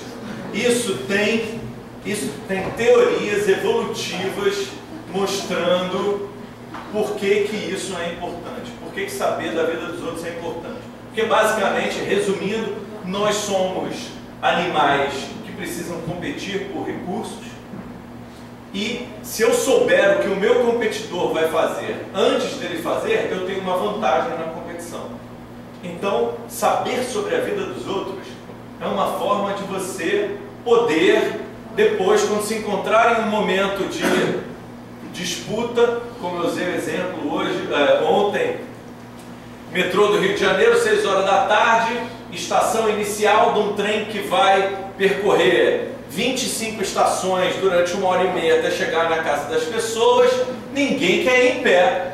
Então, meu amigo, abre a porta, toda a civilidade, toda a educação foi embora.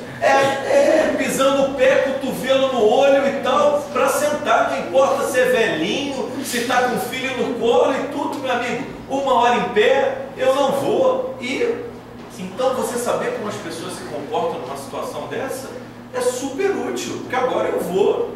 Eu já sei o que esperar. Se for a minha avó que estiver comigo e eu quiser que ela vá sentada, eu vou ter que dar cotovelada para a velhinha poder sentar no coisa, entendeu? Então eu já levo uma vantagem, porque eu já sei que está todo mundo paradinho antes do trem chegar. Mas na hora que a porta abrir, vai virar todo mundo bicho. Então, saber da vida dos outros é interessante porque é útil.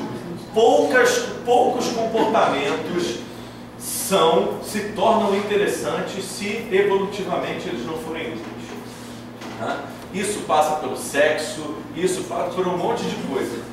Várias delas estão no sensacional livro do Mal, que vocês podem adquirir com 15% de desconto hoje.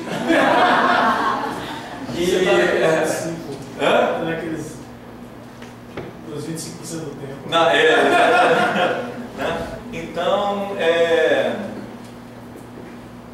Então o que vocês devem fazer no blog é falar um pouco da vida de vocês. Vocês vão começar falando, por exemplo, eu fiz a minha namorada é sérvia e a gente esteve na Sérvia no mês passado para visitar a família, aquele negócio todo, e eu tive chance de mergulhar num lago.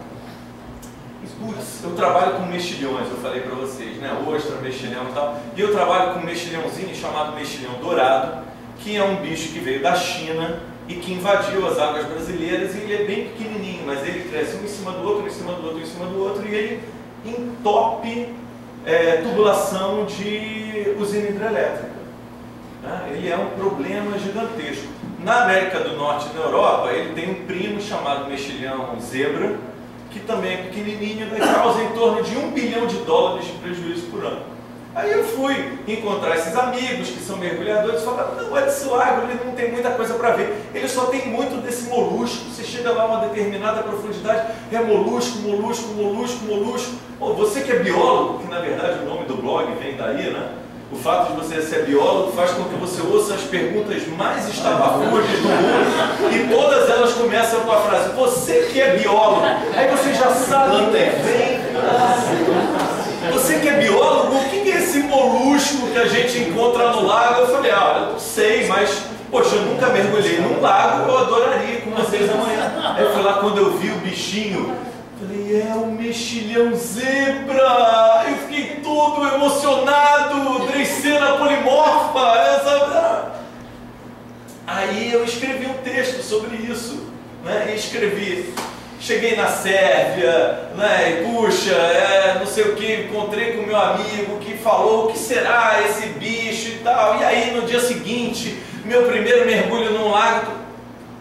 Isso faz com que as pessoas que não teriam interesse num artigo que seria Dreissena polimorfa invade também o lago Zainov na fronteira da Sérvia com a Bósnia. Quem ia ler isso? Nenhum de vocês. Agora, se o texto começa com o Mauro tomando ráquia, que é a cachaça dos sérvios, junto com os amigos dele e tal, assim, vai todo mundo aprender sobre o mexilhão zebra, entendeu? Então, não só opinião, como suas experiências, sua vivência. Isso vai chamar a atenção das pessoas e você vai tornar alguma coisa que era hermética, inóspita, não sei o que, em algo agradável e engraçado, e com humor, e às vezes com tensão. tudo. Por isso que virou moda agora, né? Esse Candela, a biografia dele, toda a luta dele, né? Aqui é um livro autográfico, como o Nicoleles também, e outros, né? O próprio Damásio. Escrevem temas científicos, uma linguagem quase literária, né? Por exemplo, se você pega Em Busca de Spinoza, é agradável. Ele conta, hoje, no dia do inverno, que ele sai para fazer uma reverência à casa do Senhor. Quer dizer, aí no caso disso ele vai falar sobre sistema límbico, sobre emoções. Exatamente. Vai atrai exatamente por cima do lado que vamos extremo. E vejam, gente, tem isso daí não é o Mauro que está falando, e nem isso é um modelo narrativo que tem, de novo, 25 séculos de existência. Entendeu? O modelo narrativo tem uma ordem cronológica, você tem personagens, ele funciona porque ele funciona há 25 séculos.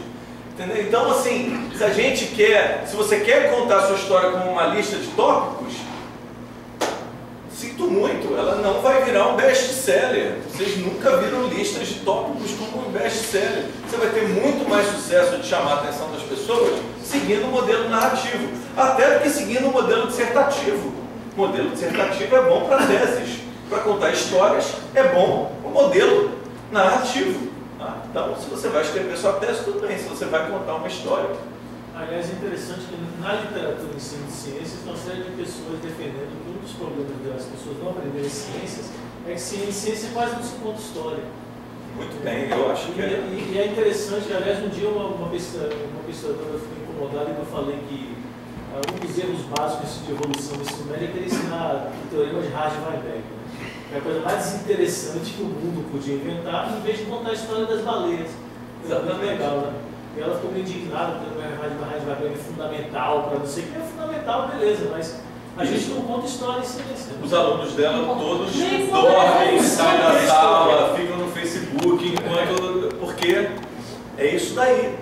Tem tanta. Eu hoje dou um curso na pós-graduação que é basicamente um curso de evolução. Uma relações entre genes e ambiente. Então, é nele que as pessoas vão entender o teorema de Hardy-Weinberg, ainda que eu não fale de teorema de Hardy-Weinberg no curso, seja um curso de contar histórias, entendeu?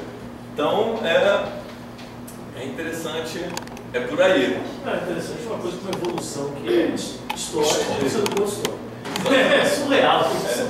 E ainda tem as mosquinhas, né, os experimentos com as moscas, que você cai lá para contar drosófila sem saber aquilo não tem nenhuma motivação, não tem nenhum propósito. O único propósito daquelas malditas garrafinhas com banana embaixo é você fazer o relatório para ganhar uma nota. Ninguém vai aprender nunca nada assim, gente. Entendeu? Só com marretada. Isso tem que ter a história por trás, tem que ter a beleza por trás disso. E se você não curte isso, vai fazer outra coisa porque você está no lugar errado. Entendeu? Tem que... Você é todo entusiasmado, eu fiz lembrar um filme recente que eu vi, um professor que se fez se exploração, de repente ele se reencontra com o cunhado, né, o namorado, e ele toma um psicoestimulante, e ele fica com a hiperpercepção. Eu vi Sem Limites, é ótimo. É um livro muito interessante sobre histórias de ciências, é A Longa Marcha dos Grilos Canibais. Se vocês puderem ler. Olha, eu ouvi falar em 2 dias, eu li em 2 dias. Em 2 dias, eu li num ponto de ônibus. Muito A bom. Longa Marcha dos Grilos Canibais. E outras histórias. São pequenas historinhas, são textos curtos em vários casos assim, interessantes da biologia. Ele fala, por exemplo, por que criar a lista de extinção de espécies acaba agilizando a extinção dessas espécies. Porque os colecionadores ficam loucos. Esse bicho aqui tá extinto, eu quero ver, Então ele conta várias coisas assim que são muito boas. O texto é superficial, mas... Não superficial, ele é rápido, mas dá uma boa noção das coisas. Nessa linha aí, eu li um recentemente muito legal, chamado Troglodita é Você. Também são várias histórias, enfim, de coisas interessantes da ciência, que mostrava, por exemplo, como as mulheres grávidas no século XIX século XIX, em Viena, tinha um dos principais centros médicos do mundo. E tinham duas escolas de obstetrícia. Uma de médicos e outra de parteiras. O índice de mortalidade nas parteiras era baixíssimo. E na escola dos médicos era altíssimo. Ao ponto das mulheres, quando eram levadas para a escola dos médicos, gritarem, mas não era de dor, era de terror, porque eles sabiam que a chance dela morrer era enorme. Isso porque, enfim, ele contando coisas de histórias, fala assim, mulher sabe mais sobre doença de mulher do que homem. E falava que os médicos estavam lá estudando nos cadáveres e iam fazer o parto, ainda não tinha sido descoberto a asepsia e tudo mais, enquanto as parteiras, água quente, lençóis limpos e tudo mais, então a mortalidade era muito mais baixa. Outro livro espetacular é O Andar do Bêbado, onde o cara... O Andar do Bêbado é como eu aprendi tudo que eu deveria ter aprendido de matemática e estatística e não aprendi nas aulas chatas. Você aprende no Andar do Bêbado e você vai... Porque ele não usa dados nem urnas, até usa em um momento ou outro, mas ele fala sobre, por exemplo, sabiam que o Harry Potter, publicar um livro é uma coisa difícil pra caramba. Você há de ter uma paciência e não sei o que, aí você fica achando o pior dos mortais, até que você descobre que Harry Potter foi negado por 19 editoras antes de ser aceito para publicação. Imagina como elas não estão bravas. Isso, né? Bem feito. E tem um produtor de Hollywood que pergunta para ele, qual é a lógica de um filme virar um grande sucesso? Ele fala assim, não há nada. Ele falou assim, se eu tivesse dito sim para todos os projetos que eu disse não, e tivesse dito não para todos os projetos que eu disse sim, o resultado ia ser basicamente o mesmo. Porque ele fala assim, se você pega uma audiência como vocês, e a gente vai passar aqui uma cópia de Guerra nas Estrelas. Aí eu vou dizer para vocês que é Guerra nas Estrelas 1 e Guerra nas Estrelas 2. São versões diferentes do mesmo filme. Tá? Só que não são exatamente o mesmo filme. E aí, ao acabar a projeção dos dois, a gente perguntar qual vocês gostaram mais, vocês vão escolher um dos dois. Vocês vão dizer que... Porque tem fatores que são aleatórios, né? Que não tem explicação. As pessoas... Então, esse livro é muito interessante, ele é todo esse ponto de vista científico. Por que alguns eventos parecem que não são aleatórios, mas estatisticamente eles são, e vice-versa, quando parece que tem uma tendência, mas não tem tendência nenhuma. Né? É bem bacana. Essa oficina, acho que não tem uma visita, assim, você tem, qual foi a experiência? Tem quanto tempo mesmo? Eu já dei a oficina 3 ou 4 vezes. Né? Ela deixa todo mundo empolgado, mas nós temos, como eu falei, ela é um trabalho contínuo. Se você não sai da oficina e não cria um blog, você não vai aprender só na oficina, você vai aprender o que você tem, como você deve praticar, e aí, se você praticar ou não. O que faz muito sucesso é o trabalho que eu tenho com os meus alunos no laboratório. Então, por exemplo, hoje a gente não faz mais seminário no laboratório, acabou. Por quê? O cara está fazendo isso, eu mesmo sou um cara que estou muito em vários lugares diferentes e tal, né? Então é muito difícil juntar, e aí o cara não sabe apresentar direito, aí é chato para todo mundo. Então o que a gente faz hoje? Seminário virou conferência TED. Vocês já viram as conferências? Quem aqui já assistiu uma conferência TED? Então, se vocês não viram, vão hoje.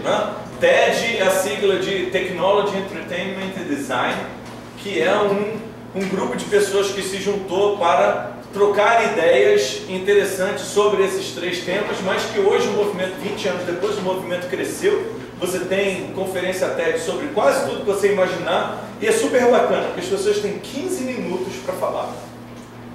Não importa se o cara é o Bill Gates, ele tem 15 minutos para falar. Ele não vai falar sobre tudo. O Bill Gates, por exemplo, falou numa conferência TED sobre como gerar energia em usinas nucleares que usam rejeito nuclear como combustível. Então o cara vai lá, 15 minutos, fala sobre uma coisa. Como é que você fala em 15 minutos? Preparando bem. Você não vai lá para ver, não, na hora eu me viro e tal. Se vocês forem fazer isso, vocês fazem 1h30 de apresentação. Então você tem 15 minutos para falar, você vai lá, pá, 15 minutos e tal. Então hoje meus alunos de laboratório têm que fazer isso. Leu um artigo legal? Tudo bem. Você grava no seu celular. Hoje todo mundo tem um celular que grava, tem uma câmera fotográfica de R$50 que grava e tal. Grava você lá, tal. Edita, todo computador tem Windows Movie Maker, tem iMovie, que edita rapidinho, sobe para o YouTube, todo mundo compartilha no Facebook. É assim que a gente faz seminário de laboratório hoje. Quando você tiver que fazer uma apresentação no congresso, fazer uma apresentação numa banca de processo de seleção de mestrado, doutorado de emprego, eu garanto que você vai estar super treinado e que você vai fazer um negócio bem. Muito mais do que se você apresentar 2 seminários no laboratório por ano. Entendeu? Gostou? Grava. Tem que ter menos de 10 minutos e tem que ir para o Facebook. Isso, na verdade, agora estão sendo as provas do meu curso de biofísica no FRJ. Não tem mais prova. Vocês viram um negócio chamado, quem é aluno aqui pode ter visto, a piruvato dentro, piruvato fora. O piruvato dentro, piruvato fora. Eu não tenho mais 5 minutos? Ou... Você não tem, eu sei que você tem que ir embora, mas... O piruvato dentro é um videozinho que os alunos... Eu gostei desse golaço do Roberto Dinamite. É o golaço do Roberto Dinamite, isso está no... Então era tipo no jogozinho desse meus favoritos.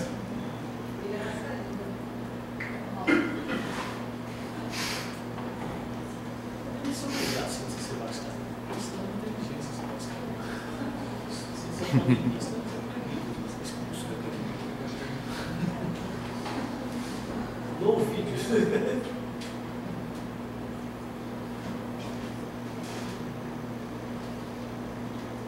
Porque a internet está tão boa. Então, basicamente, esses alunos fizeram um vídeo sobre a glicólise. E nesse vídeo, o vídeo chama Piruvato, e tem um super-herói que é o Piruvato. E eles fizeram uma musiquinha, um rap do Piruvato. É espetacular. É claro que a produção do vídeo beira o grotesco, beira o mau gosto, o que só faz com que o vídeo tenha mais sucesso, né? E aí tem o piruvatinho, e aí tem o piruvato dentro, o piruvato entra e sai, o piruvato vai e vem. É sensacional. O cara teve que estudar muita bioquímica para fazer aquele vídeo. E eu garanto que quem assiste aquele vídeo aprende mais bioquímica do que se for ler, ou pelo menos quando ele tiver que estudar no Strayer ou no Leninger a bioquímica, ele vai dar uma risada quando ele vê o piruvato e tal. Esse vídeo mais não você botou da música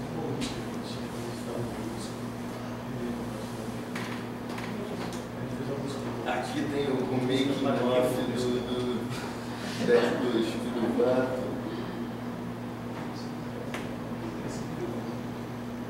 Como é que tem só o teaser aqui de 56 segundos? É isso que a gente precisa. Não vou mostrar o vídeo todo. Mas que a conexão for visível.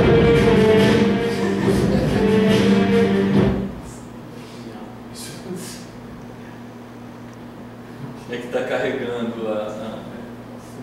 Não ficou visitante. Agora fizeram making off. Porque é muito engraçado. Foi todo filmado lá na UFRJ mesmo. Eles são... E aí eu virei para eles e falei, pô, por que vocês não fizeram isso na minha aula, cara? Por que vocês não eram criativos na hora de dar uma resposta de prova? Ficavam copiando, colando. Vocês tinham que fazer um negócio assim. Falou, professor, mas a gente faz um negócio desse, a gente ganha nota baixa. E eles estão certos.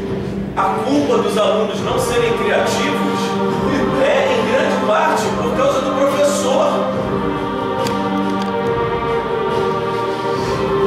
Então, o que eu fiz? Liberei. Esse eu falei...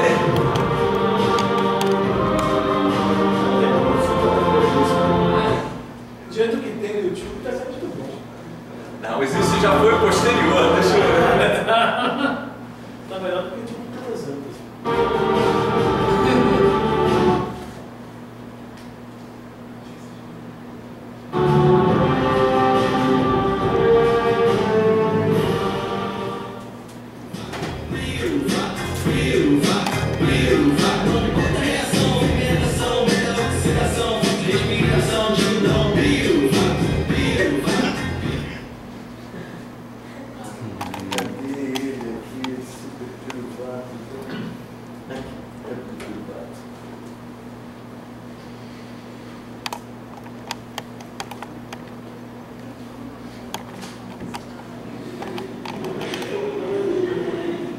A Val vai reconhecer, né?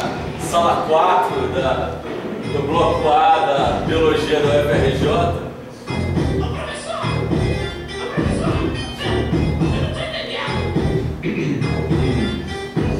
Difícil para a célula escolher epiglicite, proteína para EV. Para comer energia a gente produz o ATP. Mas eu fiquei triste, vou dar tudo para você. Aqui concentrou em fosforilou, converter em frutose em fosforilou. Hexoquinase em PFK, sua reação é irreversível, agora quer ver quebrar. Professor, não tem nada a acontecer, consumindo esse ATP. Desse jeito não tá vivendo. Mal entrou no ônibus e já quer sentar aqui. Você só vai colher depois que plantar. Ainda é assim, na glicólise também. Tá bom, depois vocês veem em casa. O que esse vídeo diz pra gente? Broadcast yourself or die. O futuro tá aqui. É isso que as pessoas vão achar. As aulas têm que ser isso. E vou dizer mais, não é o professor que tem que fazer, é o aluno que tem que fazer.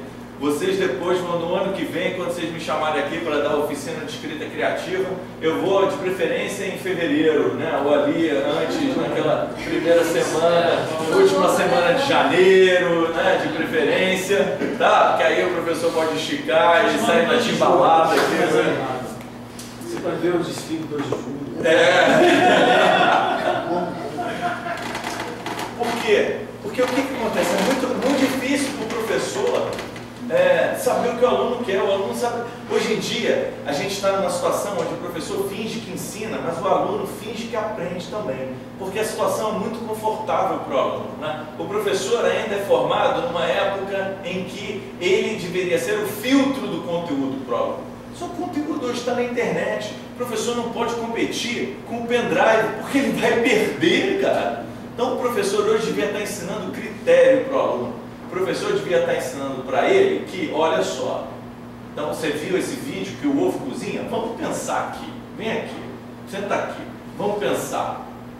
Pô, não pode, gente, né? Se você coloca um telefone e liga um para o outro, o telefone não está mandando energia eletromagnética um para o outro, está indo para uma antena, que está indo para o satélite, que está indo para a antena, que está vindo para esse aqui, não está ali no meio. Pensa, né, meu irmão? Então, isso é o que o professor tinha que estar fazendo, mas o professor não sabe fazer isso. Aí tem um professor que, pô, vou fazer isso. Aí os alunos que estão todos dormindo, estão não sei o que, mas eu vou ter que trabalhar então, eu vou ter que estudar, vou ter que fazer um vídeo, dá muito trabalho. Eu prefiro ficar dormindo enquanto o professor lá. Então tem que quebrar esse ciclo de não aprendizagem. O professor tem que aprender que isso daqui é importante. E o aluno tem que descobrir que o ensino é uma coisa coletiva, mas a aprendizagem é individual. Não tem aprendizagem coletiva. Se vocês não botarem a mão na massa, não vão aprender por osmose. Entendeu? Então, é isso, gente. Muito obrigado. Obrigado, Mauro.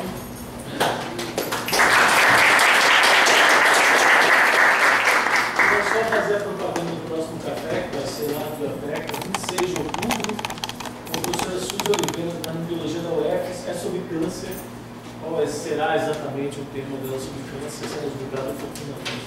Ela me mandou o título, mas é sobre câncer.